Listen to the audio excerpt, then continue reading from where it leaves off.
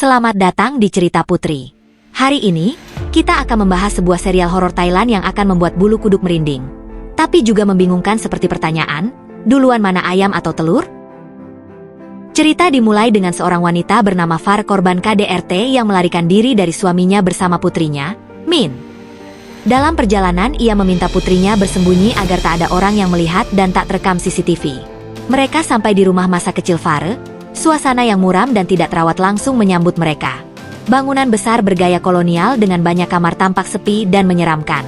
Mereka juga bertemu dengan Paman Nat, pegawai Panida ibu Far dulu. Mata Paman Nat terluka satu sisi, jadi hanya bisa menggunakan satu mata saja. Yang aneh, Paman Nat terlihat kaget melihat wajah Far yang sudah dewasa. Ia juga mengatakan wajah Far mirip dengan seseorang yang dulu pernah ia temui. Paman Nat terlihat tak mau berlama-lama di rumah itu, seperti takut akan sesuatu. ผมไปก่อนนะ Menempati rumah itu kembali, membuat Far dan Min merasakan keanehan. Min sering melihat sesosok wanita bermata merah yang menyeramkan, dan Far sering melihat anak perempuan kecil bertopeng bermain di rumah itu. Anehnya anak itu mirip Min. Keanehan itu membuat Far lebih berjaga, dan selalu membawa pistol yang ia miliki. Suatu malam saat Min sedang terlelap, Far minum dan membuatnya tertidur di meja makan.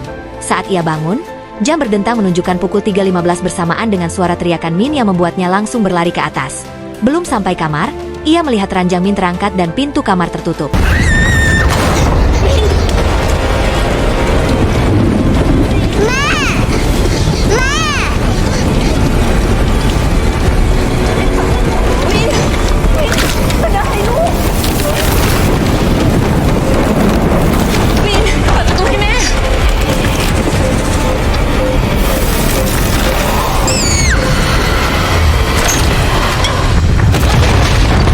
Min menghilang. Farah berusaha keras mencari putrinya yang hilang. Ia menyusuri setiap sudut rumah keluarga Jarukanan yang luas dan sekitarnya, namun tidak menemukan petunjuk yang berarti. Kepolisian setempat, yang dipimpin oleh Kapten Fah, seorang perempuan yang sedang hamil besar, mulai menyelidiki kasus hilangnya Min. Dalam interogasinya, Fah mencatat beberapa kejanggalan. Lebam-lebam di wajah Farah bukan karena jatuh. Tidak ditemukannya foto Min. Farah menyebutkan peristiwa aneh seperti tempat tidur yang melayang dan jam kejadian adalah pukul 3.15. Karena saat itu jam berdentang pukul 3.15. Tapi jam itu mati. Saat Inspektur Fah dan rekannya, Tai, menyelidiki hutan di sekitar rumah, mereka hanya menemukan jejak kaki orang dewasa, tanpa jejak kaki anak-anak, yang menunjukkan bahwa Min mungkin tidak pernah memasuki hutan tersebut. Dan Paman Nat bersaksi bahwa Farah datang ke rumah itu sendiri tanpa seorang putri. Inspektur Fah menghentikan pencarian karena tak ada bukti Min hilang. Polisi meminta Farah memberi bukti bahwa Min memang ada. Polisi meninggalkan rumah Farah, namun Inspektur Fah merasa ada yang aneh. Tidak mungkin seorang ibu mengarang cerita anaknya menghilang. Ia kemudian mencari bukti rekaman CCTV yang kemungkinan merekam perjalanan Farah dan Min ke rumah keluarga Jarukanan. Fah menemukan rekaman CCTV sebuah minimarket dan di situ Farah terlihat berbicara sendiri di dalam mobil. Fah kemudian menemui Paman Nat yang mengaku pernah menjadi sopir Panida, menceritakan insiden masa lalu di mana seorang wanita gila menyerang keluarga Panida. Wanita tersebut terluka dan jatuh dari lantai 2 di rumah itu, yang menyebabkan Panida dan Far pindah ke Bangkok. Nat kemudian memberikan foto masa kecil Far. Polisi curiga Far depresi dan menyakiti putrinya sendiri atau ia berhalusinasi tentang putrinya yang hilang. Fah kemudian menginterogasi Far kembali, menunjukkan foto masa kecil Far dan bertanya mengenai foto tersebut. Far menyebut itu Min. Polisi semakin yakin Far sedang berhalusinasi. Far terpaksa menelpon suaminya. Fah mengambil alih telepon dan meminta foto Min pada suami Far. Suaminya malah menanyakan pangkat dan jabatan Fah yang membuat Fah langsung menutup telepon setelah memaki suami Far adalah pelaku KDRT. Suami Far mengirimkan foto Min yang membuat Fah dan Tai sangat terkejut. Foto Min sangat mirip dengan Far kecil yang semakin membingungkan situasi. Kita dibawa kembali sebentar ke saat sebelum Far dan Min meninggalkan Bangkok. Situasi memperlihatkan konfrontasi antara Far dan suaminya. Dalam upaya membela diri, Far menembakkan pistolnya. Peluru tersebut mengenai lemari tempat Min bersembunyi, namun Min selamat tanpa cedera. Kejadian itu menambah trauma Far dan Min. Fah semakin curiga terhadap suami Far setelah mendengar percakapan telepon yang mengungkap sifatnya yang mengancam. Fah memperluas pencarian yang melibatkan penduduk desa dan aparat penegak hukum dalam upaya menemukan petunjuk di hutan sekitar. Selama pencarian, Tai menyarankan agar Far dan Fah beristirahat di rumah. Kesempatan itu dimanfaatkan oleh Fah untuk mengeksplorasi rumah keluarga Jarukanan lebih lanjut. Mereka menemukan sebuah ruangan tersembunyi di bawah rumah, yang menyerupai laboratorium dengan 2 mesin besar dan bekas darah kering, mengisyaratkan adanya masa lalu yang kelam. Penemuan ini semakin rumit ketika mereka melihat tanda bakar yang mengarah ke lemari tempat Min menghilang. Sementara itu, di luar rumah, kehadiran mobil mewah yang mencurigakan menambah lapisan misteri dalam penyelidikan. Di tengah penyelidikan, Fah pergi ke dokter kandungan dan setelah itu bertemu dengan atasannya Danai, yang ternyata adalah ayah dari bayinya. Hubungan mereka tersembunyi karena Danai sudah berkeluarga. Pencarian Min menemui jalan buntu, semua warga dan aparat sudah meninggalkan rumah. Farah sendirian, di tengah kesendiriannya, gadis kecil itu muncul lagi. Farah mengejarnya, ia menyangka itu Min. Tapi sebelum itu Farah menghubungi Fah yang segera menuju rumah keluarga Jarukanan. Farah mengejar gadis kecil itu sampai di kamar di mana Min hilang dan mengarah ke lemari. Saat Farah membuka lemari, dia tersedot ke dalam lemari dan hilang. Farah yang terjatuh, sadar berada dalam ruangan kaca dan melihat seorang wanita berjalan ke arahnya. Kita kemudian dibawa kembali ke tahun 1991. Rumah keluarga Jarukanan dihuni seorang wanita bernama Panida dan suaminya beserta anak perempuan mereka Farah. Panida dan suaminya sering sekali bertengkar. Karena kesibukan pekerjaan Panida menjadi seorang direktur di perusahaan pembangkit listrik lokal. Suaminya selalu protes karena Panida kurang memperhatikan putri mereka Farah. Mengingat susahnya mereka dulu mendapatkan keturunan. Tapi Panida pun tak bisa meninggalkan pekerjaannya karena suaminya belum bisa mencukup kebutuhan rumah tangga mereka. Suatu hari Panida yang seharusnya bekerja dilarang suaminya, karena mereka sudah berjanji pada Farah untuk ke pantai. Dalam perjalanan ke pantai, Panida dan suaminya terus bertengkar dan akhirnya Panida turun dari mobilnya. Saat itulah mobil mereka ditabrak truk dari belakang, Farah dan suami Panida meninggal. Kejadian itu membuat Panida merasa bersalah dan depresi. Diliputi rasa bersalah, Panida mencoba bunuh diri namun tiba-tiba muncul pusaran asap. Karena kaget, satu sepatunya yang patah jatuh ke asap itu, yang membuat ia teringat sepatu patah yang keluar dari pusaran asap yang pernah dilihat sebelumnya di tempat ia bekerja. Menyadari adanya kemungkinan perjalanan waktu, Panida membangun laboratorium di rumahnya dengan harapan bisa kembali ke masa lalu dan menyelamatkan keluarganya.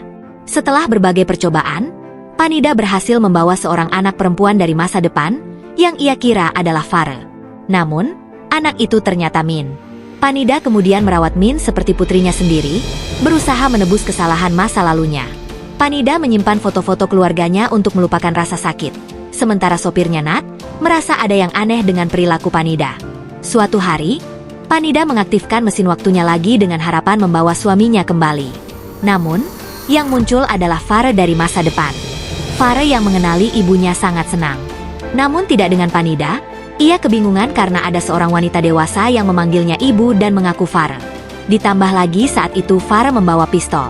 Panida mengambil pistol itu dan mengurung Farah di ruangan itu. Singkat cerita, Panida tahu Min adalah putri Farah. Karena takut Min diambil, Panida memerintahkan Nat untuk membunuh Farah.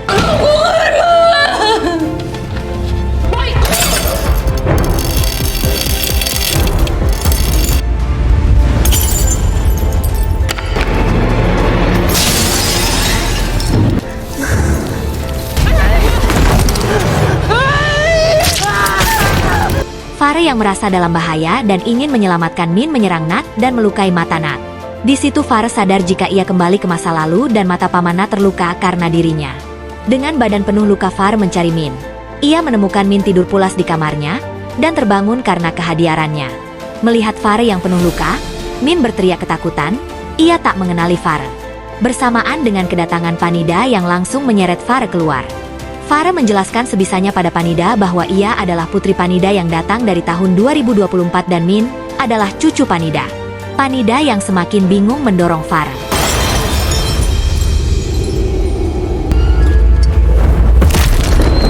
Farah pun jatuh dari lantai 2, ditambah lampu hias pun jatuh menimpah dirinya. Ia terkena luka bakar yang serius dan kehilangan nyawanya tepat pukul 3.15 pagi. Setelah kejadian itu, Min mengalami trauma dan kehilangan ingatannya. Panida kemudian mengganti nama Min menjadi Farah. Panida dan Farah pun meninggalkan rumah dan pindah ke Bangkok. Sementara itu, arwah Farah ibu Min menjadi arwah yang penuh dendam ingin Min kembali padanya. Kembali lagi ke tahun 2024, Fah tak berhasil menemukan Farah dan Min. Tapi ia menemukan berkas kasus yang terjadi pada keluarga Jarukanant di tahun 1992. Anehnya barang bukti dalam kasus itu adalah sebuah pistol yang dikeluarkan pada tahun 2006 dan setelah dicek, pistol itu milik suami Farah, Yuta Chai yang adalah seorang kolonel. Kasus itu dulu ditangani oleh ayahnya yang kini menjadi pemabuk. Fah semakin kesal karena suami Farah, Yuta Chai hanya memperdulikan uangnya. Yuta Chai juga mengatakan Min bukan putrinya. Fah juga mengetahui Danai tak hanya berselingkuh dengannya tapi dengan banyak wanita sekaligus. Dalam kekalutan itu, Fah menemui ayahnya, bertanya tentang kasus keluarga Jarukanant tahun 1992. Ayahnya mengatakan wanita yang mati di rumah keluarga Jarukanant adalah seorang psikopat yang tak punya identitas.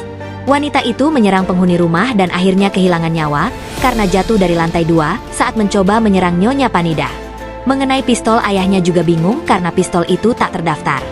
Fah kemudian menanyakan mungkin ada hal aneh yang ayahnya temukan. Ayahnya mengatakan, wanita itu menggenggam kertas yang bertuliskan nomor, tapi ia tak tahu itu nomor apa. Fah segera memeriksa foto kertas itu, dan ia sangat kaget ternyata nomor yang tertulis di kertas itu adalah nomor teleponnya. Sama seperti yang ia berikan kepada Farah. Fah berhasil memecahkan misteri hilangnya Farah dan Min, tapi ia tak bisa mengungkapkannya karena pasti tak ada yang percaya. Ia menyimpan rahasia itu dan hidup bersama anaknya jauh dari Danai. Min yang hidup menjadi Farah dibesarkan dengan baik oleh Panida. Ia tumbuh menjadi gadis yang cantik dan bekerja menjadi seorang reporter, hingga akhirnya bertemu dengan Yuta Chai dalam sebuah konferensi pers. Akhirnya mereka menikah. Di masa tua Panida, dipenuhi dengan ketakutan dan rasa bersalah karena semakin hari ia melihat Farah semakin mirip dengan wanita yang telah dibunuhnya. Sebelum ia meninggal ia melarang Farah untuk pulang, jangan pulang ke rumah. Farah kemudian hamil dan melahirkan Min. Namun rumah tangganya seperti neraka karena suaminya kasar. Hingga akhirnya ia melarikan diri dan pulang ke rumah keluarga Jarukanant. Film berakhir. Bagaimana? Masih bingung? Yuk diskusi di kolom komentar. Terima kasih telah menonton cerita Putri. Jangan lupa untuk like, subscribe, dan nyalakan lonceng notifikasi agar tidak ketinggalan cerita seru berikutnya. Sampai jumpa di video berikutnya.